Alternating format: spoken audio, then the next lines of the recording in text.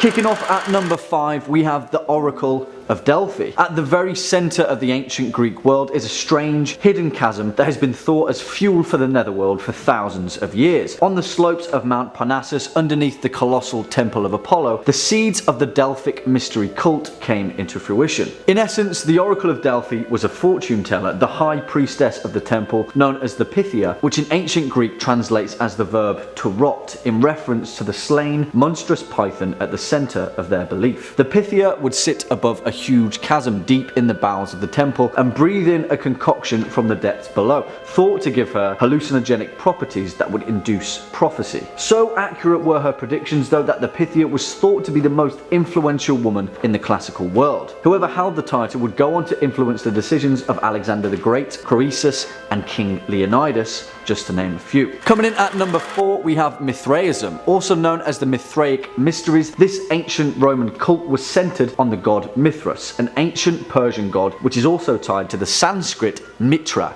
a god of the sun. Now, if we're talking the stereotypical aspects of a cult, then this is where it all started. Strange, complex sets of initiations, secret handshakes, and bizarre, ordained meetings in hidden underground temples. You know the stuff. A lot of them are still around today, actually, one of the best preserved being in London, England, of all places. Just a few steps away from the Bank of England is London's Mithraeum, where ancient Roman soldiers would meet in secrecy and whisper the name of their god. But what's so scary about that? You know, sounds harmless enough. Well, these guys were totally obsessed with Mithras slaying the bull and ritualistically reenacted it whenever they got the chance with live animals and the consumption of flesh. Gradually, this got a little bit out of hand and people became part of the menu. Yep. Cannibalism. Also a little bit scary, but many people believe that the Mithraic cult is still around today, just lurking somewhere in the shadows, probably London. Number 3, the Knights Templar. Now perhaps you know this next group best as the villains of the Assassin's Creed franchise, or depending on your personal philosophies, the unspoken hero of the Assassin's Creed franchise, but that's another story. The Knights Templar were a medieval Christian military order formed in the 12th century to protect the pilgrims that were traveling to Jerusalem during the Crusades. Very quickly, the Templars grew in power, wealth, and influence, and this band of swordsmen quickly rose to establish a network all across Europe. Now, there have been a ton of conspiracies revolving around the Knights Templars over the years. I'm sure partly because the Knights Templars is a very cool sounding name. They also had a sudden and dramatic downfall. Didn't have anything to do with any order of hay-jumping assassins, but they did close their gates pretty quickly. In 1307, King Philip IV of France initiated a campaign against the Templars, accusing them of many heinous crimes, heresies, idolatry, corruption, secret ceremonies. Now, the order was officially disbanded after this, and many of its members were arrested, interrogated, and executed. And quick aside, the Templars really did do a lot of these things, and the Templars did unspeakable things during the Crusades, and it's not that far to say the Templars were a very malignant presence. One prominent conspiracy theory suggests that the Templars possessed hidden knowledges or relics, including the Holy Grail or Ark of the Covenant, believing these sacred artifacts bestowed them incredible power and influence. Some people also theorize that the Templars knew they were going to be disbanded, and they concealed these treasures to pass them on to other secret societies. This shows up very prominently in Assassin's Creed, where the Templar order sort of splinters off into all these different little groups, but holds on to these pieces of Eden, these powerful relics that give them all these powers. But I gotta stop talking about Assassin's Creed. Another theory links the Templars to Freemasonry, suggesting that the order's traditions, symbolism, and rituals were passed down and sort of given to the Freemasons, which is why the Freemasons, the Knights Templar, and the Illuminati are so connected in conspiracy circles. Some conspiracists propose that the Templars survived their dissolution and the disbandment was just a cover story, and they're still operating their clinking swords together, having secret meetings. They went underground, established new organizations, and now they're rebranding themselves. Some claiming that they played a role in shaping historical events such as the American Revolution or founding these modern banking systems, and eventually sort of snaked their way into every other general controlling the world conspiracy theory. Yeah, big ol' pause. In at number 4, Underground, the Tokyo Gas Attack and the Japanese Psyche by Haruki Murakami. Published between 1997 and 1998, Underground is a book by Japanese novelist Haruki Murakami about the 1995 Aum Shinriko sarin gas attack on the Tokyo subway. The attack was an act of domestic terrorism perpetrated on 20th of March 1995 by members of the cult movement Aum Shinriko. In 5 coordinated attacks, the cult members released sarin on 3 lines of the Tokyo metro during rush hour, killing 13 people, severely injuring 50 and causing temporary vision problems for nearly 1,000 others. The cult, which was led by Shoko Asahara, had already carried out several other assassinations and terror attacks using sarin, and had also produced several other nerve agents including VX and attempted to produce botulinum toxin. In the raid that followed the attack, police arrested many senior members of the cult, with over 200 members being arrested. To this day, the attack remains the deadliest terror attack in Japan. Now, Murakami's novel is made up of a series of interviews with individuals who were affected by the attacks, and the English translation also includes interviews with members of Aum, the religious cult responsible for the attacks. In the novel, he attempts to make sense of the horrific attacks, and in turn is a true testament to the resilience of the human spirit. Number 5, the Skull and Bone Society. Now,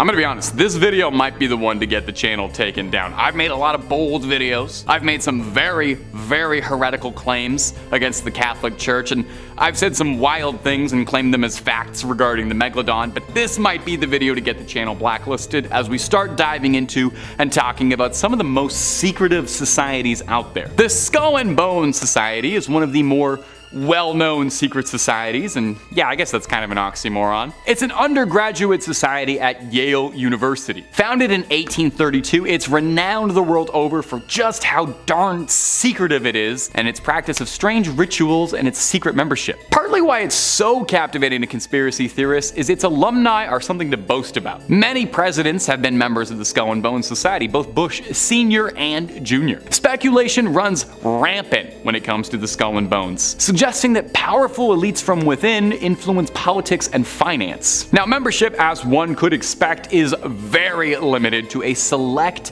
few senior students at Yale who are chosen through mysterious ways, okay? You need to work on a lot more than just your GPA. I don't even know how to get in or what the criteria is, but it's not just anybody. These initiates are referred to as bonesmen. The society's rituals are kept to the utmost secrecy, even after their time in the society. After you leave, you can't go around telling everybody about the Skull and Bone Society and all the stuff you got up to, and clearly no one's doing that because it was not easy to find information for this. Some suggest the society acts as a breeding ground for future leaders, wielding significant power in business, politics, and finance, while others believe they're part of a larger cabal of conspiracies with hidden agendas tied to the Masons and the Illuminati. Now, there is precious little information regarding the Skull and Bones out there. We know it exists. That much is true. And many powerful people have claimed or have been claimed to be the members. But as far as actual cold hard facts about what happens behind closed doors, we don't know a lot. I am but a humble YouTuber. I never went to Yale. If anyone wants to extend me an invite, I think the top 5 scary DMs are open.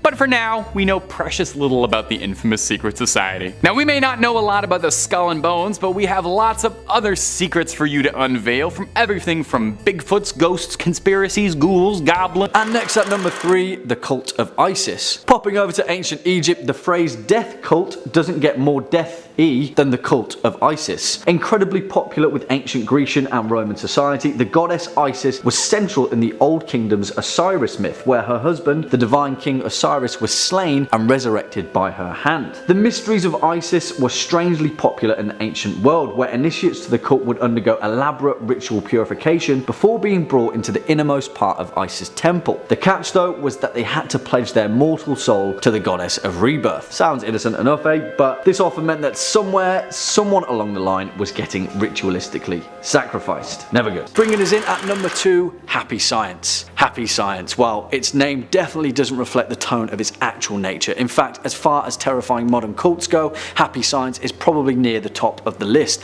An absolute mishmash mashup of world religions, from New Age hocus pocus to far-right nationalism. The leader of Happy Science, a man named Raihuo Akawa, claims that he's a supreme being called El Kanter, a combination of Jesus Christ, the Buddha, and the Prophet Muhammad. Formed in 1986 by the former salaryman, Akawa initially called the group the Godlight Association. His pursuit is to create a 9-dimensional heaven, whatever that may be, with himself at the head of the whole cult of personality shenanigans. Here's the kicker though, the group claims to have over 12 million members worldwide, and have also founded their own political wing called the Happiness Realization Party. And here's the crazier part, this group advocates violent Japanese nationalism, denying historical atrocities and advocating for war between China and North Korea. Let's hope they stay just a cult, right?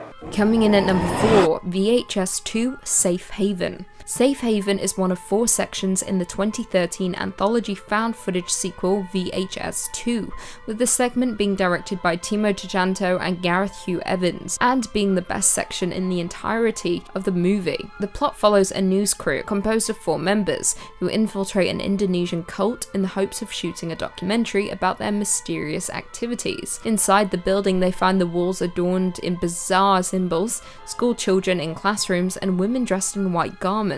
One of the crew, Malik, then overhears that his fiancée Lena is pregnant with another crew member's child, Adam. Things then descend into total madness. The deeper the crew go inside the building, with Lena being abducted by several women, with the cult hunting down the crew members for sacrificial reasons.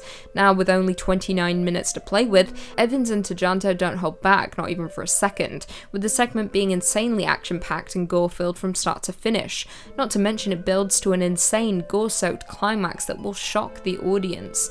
Cult are successful in their demon summoning, with the beast making its grand appearance towards the final moments of the movie, and it does not disappoint. Coming in at number 3, we have Children of the Corn. Children in horror movies are already creepy, but put them in a cult composed solely of children, then you have a recipe for absolutely terrifying scares. Children of the Corn, based on the book of the same name by Stephen King, is a supernatural folk horror starring Linda Hamilton and Peter Horton, and is set in a fictitious rural town of Gatlin, Nebraska. The film tells the story of a malevolent entity referred to as He Who Walks Behind the Rose, which entices the town's children to ritually murder all the town's adults and a couple driving across the country to ensure a successful corn harvest. As the couple arrive in the small, seemingly abandoned town, they discover the congregation of children led by a girl named Rachel, with them performing a cultural birthday ritual for Amos by drinking his blood from a pentagram-shaped cut on his body. Amos has turned 19, therefore is considered old enough for his passing, joining their god in the cornfield. Now, while the movie as a whole was a little disappointing, it does deliver on the horrors of cults. Not to mention there were 7 sequels, with the first being far superior. The cult movie in turn gained a cult following, with it being a hit among movie lovers. Coming in at 3, The Shelter Cycle by Peter Rock. Inspired by true events, The Shelter Cycle, written by Peter Rock, tells the story of 2 children, Francine and Colville, who grew up in the Church Universal and Triumphant, a religion that predicted the world would come to an end in the late 1980s. While their parents built underground shelters to withstand the impending Soviet missile strike, Francine and Colville played in the Montana wilderness, where invisible spirits watched over them. However, when the apocalypse does not occur, the sex members are forced to resurface and grow up in a world they believed might no longer exist. Now, the depiction of the cult is harrowing, but what makes the book more unsettling is the depiction of someone who has survived it. Someone who, having lost his rudder, might be capable of absolutely anything. Now, as outsiders, we believe that when people escape a cult, they are safe, right? However, Peter Rock turns this on its head and examines how cults continue to live inside of us, evolving and changing over time. Swinging in at number 2, Asherism. We've covered these guys quite regularly in our Demon series, but if you didn't know, Asherism is pretty gnarly business. Known as the national cult of the Assyrian people, where the majority of ancient Assyria chose to worship a polytheistic religion with thousands of different gods, similar to that of ancient Babylonia. They shared many creation myths to that of Judaism and Christianity, humanity, such as the Great Flood and the Tower of Babel. But what separates Asherism is its fascination with demonism and their willingness to worship. For example, the tale of Lilith, Adam's first wife who went on to become the demonic queen of the succubi. Although you could argue that this is just in essence a collection of smaller cults, Asherism didn't come into written fruition until after the fall of the Assyrian Empire, where these cults were continued to be worshipped in the surviving city of Assur. This became a melting pot for Asherism, with the cults of Sin, Nikal,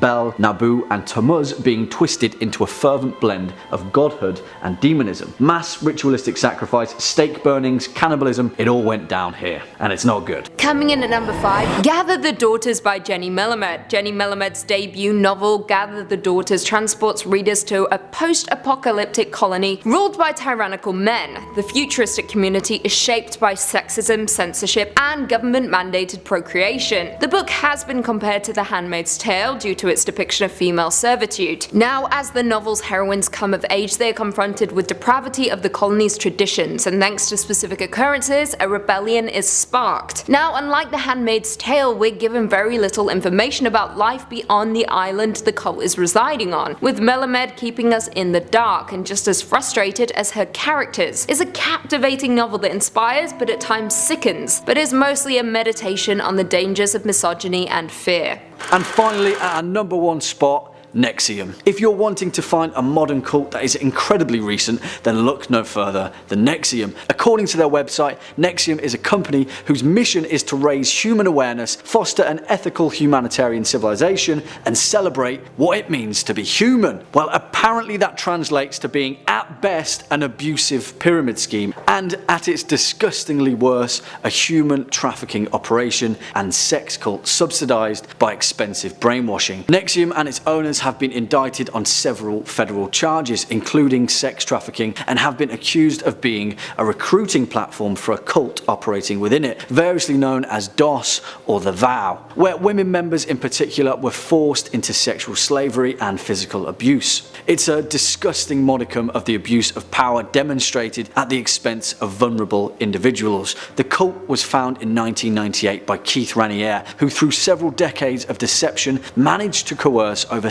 17,000 under the organization's influence. This has included a huge amount of celebrities, actors, actresses, models and other public figures. The lid was fully blown open in March 2018 when Raniere was arrested and federally indicted, shortly followed by other important figures in the cult. Well, they go to trial in October 2018. And finally, at number 1, the Knights Templar. This wouldn't be an ancient cult list without everybody's favourite shadowy secret society, the Knights Templar. Also known as the poor fellow soldiers of Christ and of the Temple of Solomon, that's a mouthful, the Knights Templar were a Catholic military order recognised in 1139 by the papal bull of the Holy See. Although records state that the Templar were active until about 1312, the order's main functionality was prominence in Christian finance. They managed a large economic infrastructure throughout the Christian world, developing financial techniques that would later become an early form of banking. In essence, they were the world's first multinational corporation, which has led many people to believe that they're still around to this very day, just in another form. Cue conspiracy music. Their initiation rites are still shrouded in secrecy, where outsiders were discouraged from attending the ceremony over fear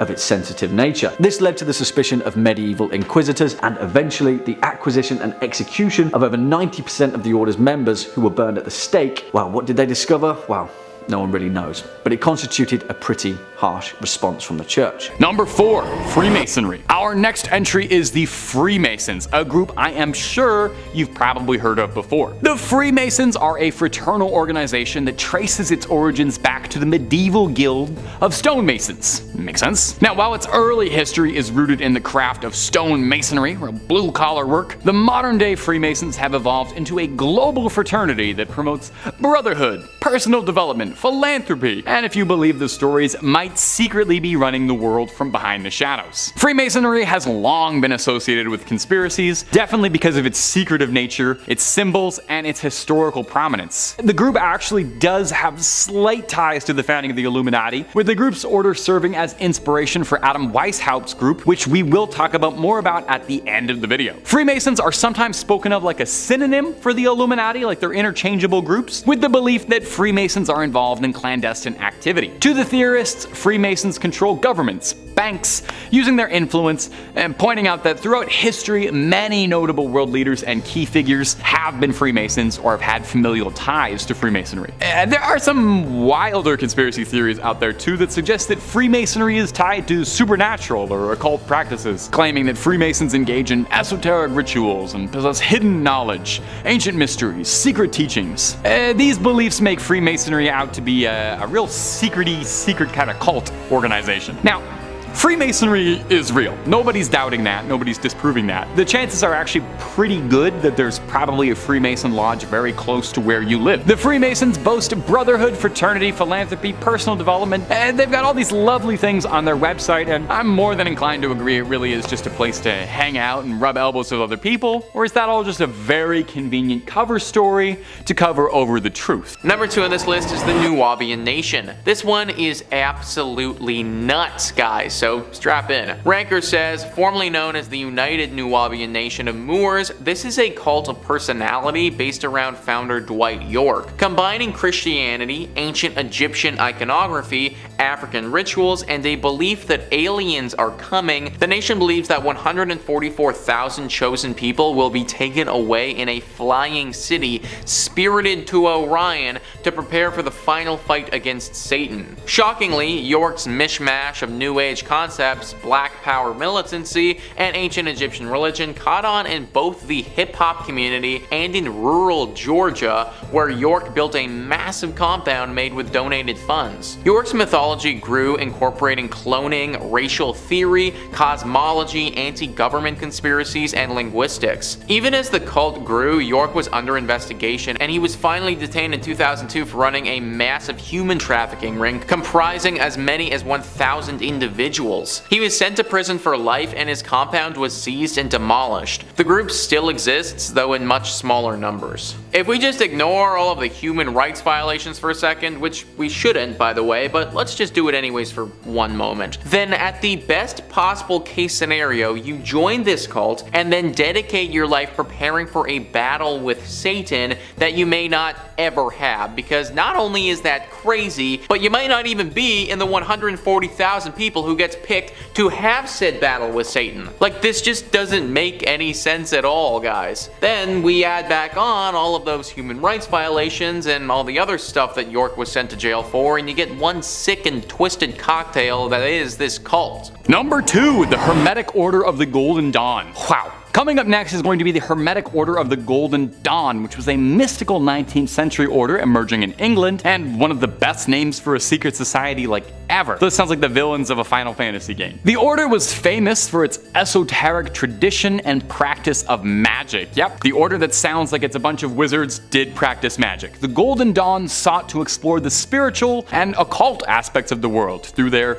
rituals and symbolism. Now, the order was founded by 3 key individuals. That's William Woodman, William Westcott, and Samuel Little McGregor Methers, who secretly resented the other 2 members for having alliterative W names, and he felt deeply left out. Over the years, the Golden Dawn would attract plenty of notable figures, including notorious occultist Aleister Crowley, who did also inspire one of the best Black Sabbath songs. Internally, the Golden Dawn experienced a manner of conflict. Disagreement over leaderships, initiation, and the true nature of the order's teachings and mission were all things that caused strife. Some people later on have suggested these internal conflicts were planned to maintain control and secrecy over the organization. Imagine that. Your organization is so secret, you need to get rid of your own members. Keep them out of the loop. They know too much. Conspiracists believe that the order's supernatural ties mean they are involved with some paranormal entities. Maybe we're getting a little bit out there. Believing that they were able to manipulate and control individuals and situations. They could control minds and influence. Summon demons. Of course, it could also just be a giant load of hullabaloo, and the Golden Dawn could have been nothing more than a bunch of old men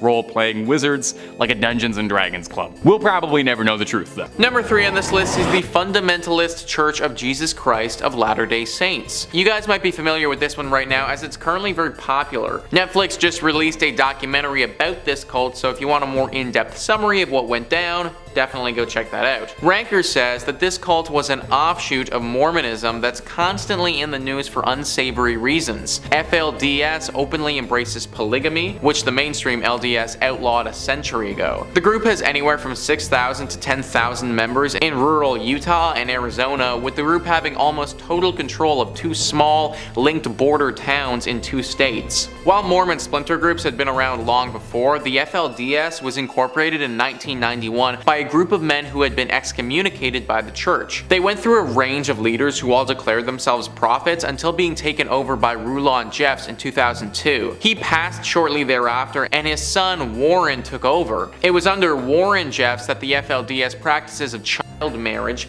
bigamy, incest, racism, abandonment of teenage boys all became public knowledge. Jeffs was sent to prison in 2007 but continues to be the de facto head of the church while his successors squabble for power. This cult certainly isn't as powerful as it once was, and you have to imagine that as time goes on and more people are educated on what this cult did in the past, that will continue on a downward trajectory. But for now, they still aren't totally finished, and if you wanted to, then you could join this group. Absolutely do not do that though, because these people get up to some very weird and often illegal things. Like the leader was literally sent to jail and is still there rotting away. I would not want to get myself into a situation where I'm anywhere close to the people that support that guy. At number 1, we got the Illuminati proper. They had to be the number 1 secret society, right? Who else could it have been? Is there a more famous secret society? There's probably more secret societies, but I wouldn't know about them. You certainly know the Illuminati as this shadowy organization of puppet masters pulling the strings and influencing the world behind their scenes, using Jay-Z and Beyonce to further their goals somehow. But what do you know of the group's origins?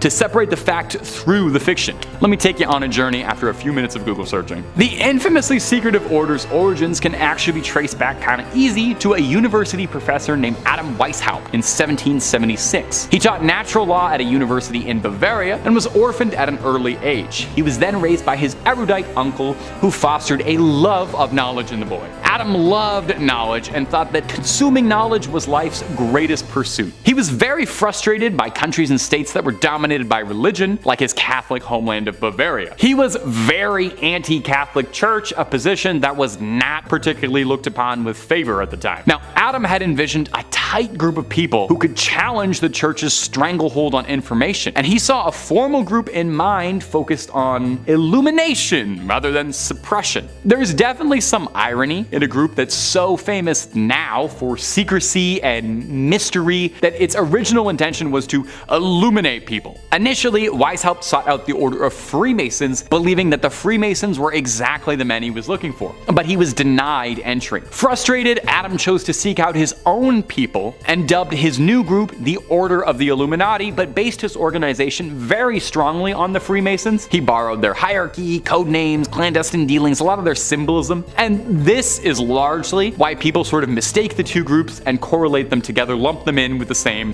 conspiracies. Adam did also pluck several Freemasons from lodges to come join, so undoubtedly there was crossover between both groups, but they're different things. Since then, pretty much every single conspiracy theory imaginable has been connected to the Illuminati.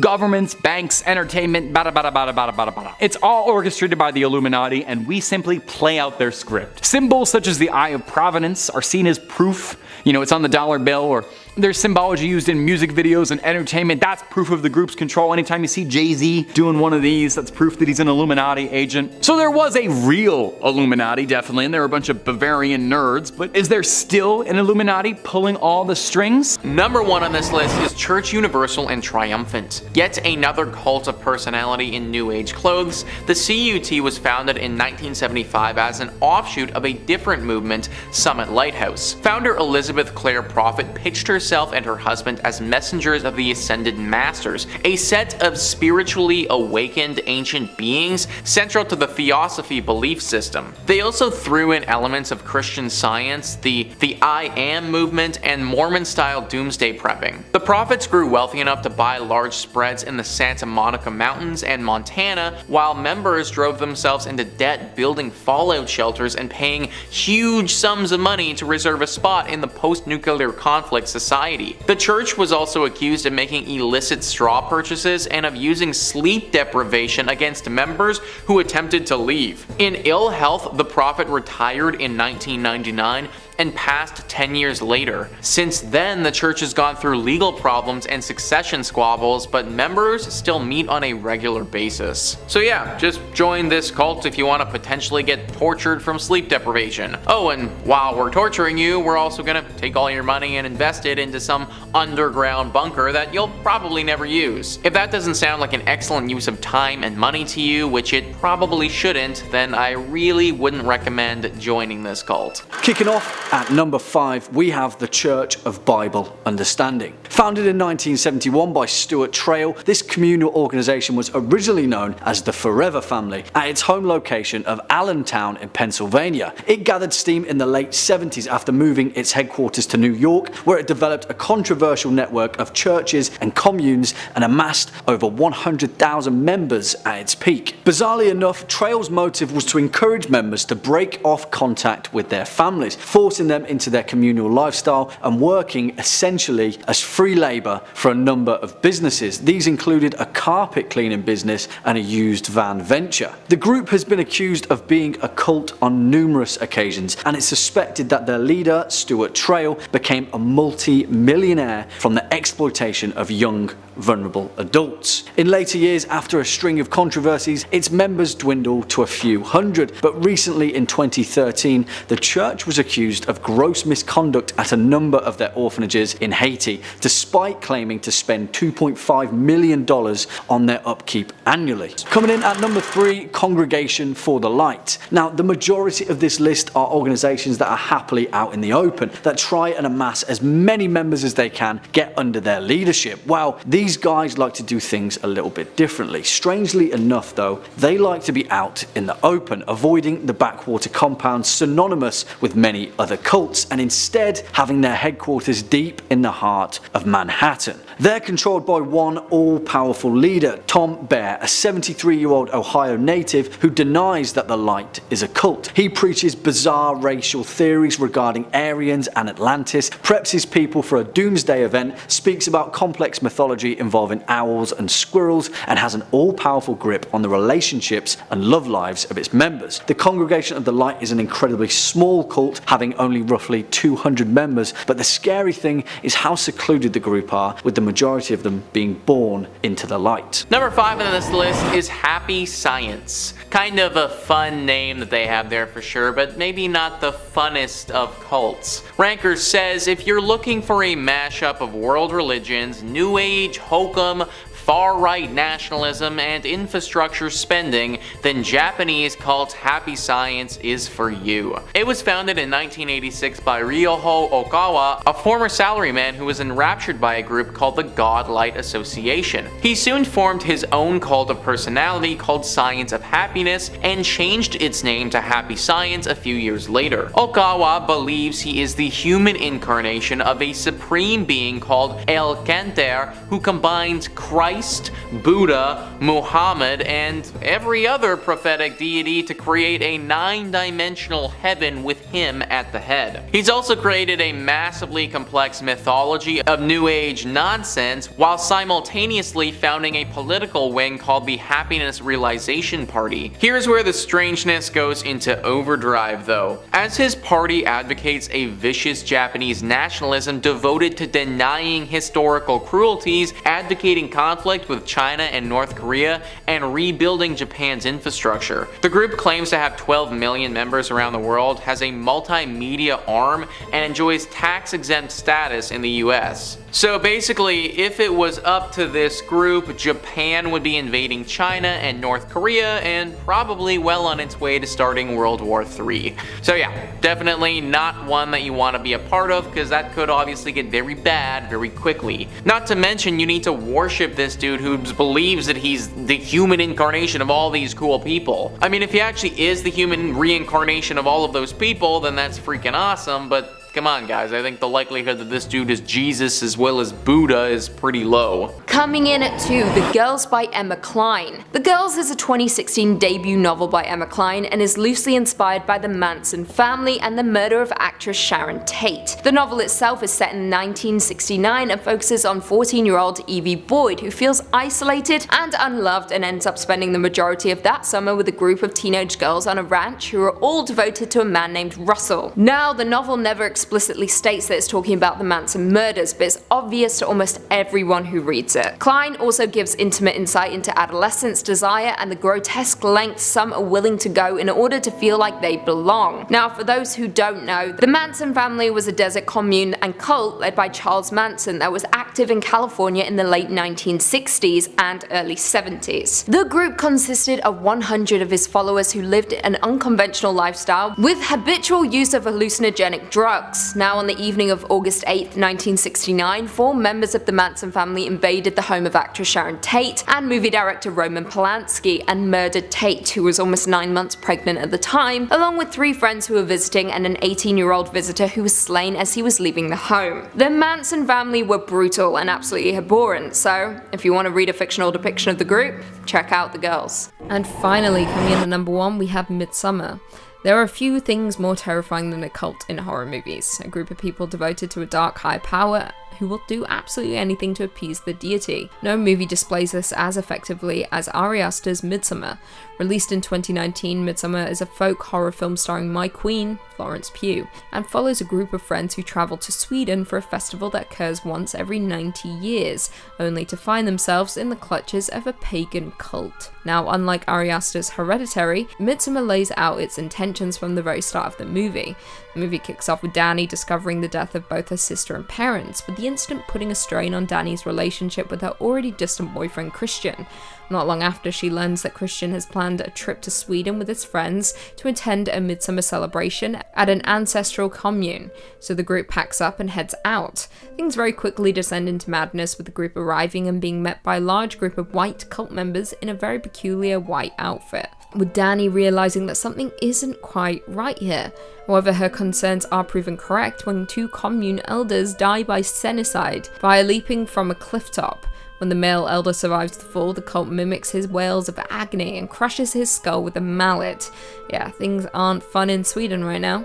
Now, without ruining much more for those who haven't watched it yet, the cult does what is necessary to summon the dark higher power that they worship, with the American tourist being used as a sacrifice for the demon.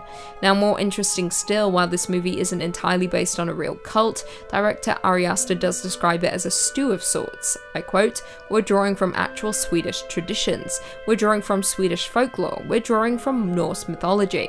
All in all, Midsummer successfully draws on the disturbing conventions of cultist horror to generate a sense of dread and unease, making it my favourite folk horror movie and cult horror movie. And finally, coming in at number 1, Jonestown and Other Madness by Pat Parker. Now, backstory before we get into the meat of the book by Pat Parker. On November 18th, 1978, a total of nearly 918 people died in a settlement at the nearby airstrip in Port Ketuma and at a temple-run building in Georgetown. Now, the People's Temple Agricultural Project, better known by its informal name, Jonestown, was a remote settlement established by the People's Temple, a cult under the leadership of Jim Jones. In total, around 909 individuals died in Jonestown, all but 2 from apparent cyanide poisoning in an event that has been referred to as a revolutionary suicide by Jones and some of his cult. Now, let's track back. Jones had founded what became the People's Temple in Indiana in the 1950s, then relocated his congregation to California in the 60s. In the 70s, however, following negative media attention, the preacher moved with around 1,000 of his followers to the Guineas jungle, where he promised a utopian community. That is not what they received, because as aforementioned, on the day of November 18th, 1978, US Representative Leo Ryan, who had gone to Jonestown to investigate claims of abuse, was murdered along with 4 members of his delegation by Jonestown gunmen. That very same day, Jones ordered his followers to ingest poison adrenaline-laced punch, while armed guards watched on. Now, in the book Jonestown and Other Madness by Pat Parker, she examines the rise and fall of the charismatic-turned-murderous preacher Jim Jones. As a celebrated lesbian feminist poet, Pat Parker's collection is a gripping reflection on the way race, class, and gender played into Jim Jones's sadistic slaughter of his congregation. Throughout the book, she challenges us to reflect on how easily we accept answers given to us in the wake of a tragedy. I quote, "If 900 white people had gone to a country with a black minister and committed suicide, would we have accepted the answer we were given so easily?" The book is fantastic and incredibly moving. Not just that, but it's also the perfect insight into one of the most notorious cults and infamous massacres. Coming in at number 5, Rosemary's Baby.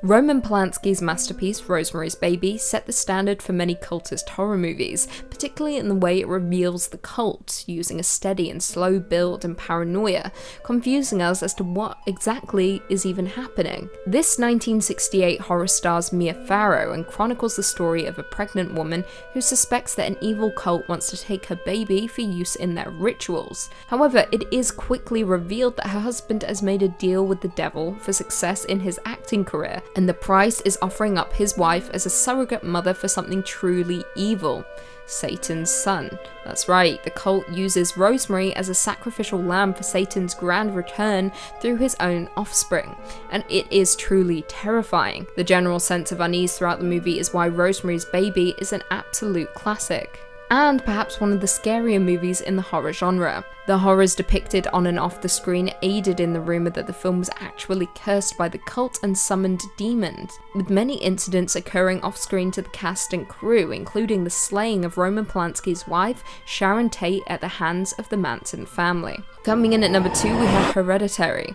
One of 2 Ari Aster movies on our list, Hereditary was a surprise horror movie, with the reveal of its cult being kept a secret for much of the movie, making it incredibly unexpected when it begins to unfold. Released in 2018, Hereditary is Ari Aster's directorial debut, with it starring Toni Collette and Alex Wolff as a family haunted by a mysterious presence after the death of their secretive grandmother. However, what begins as a sober family drama very quickly descends into a crazy supernatural horror.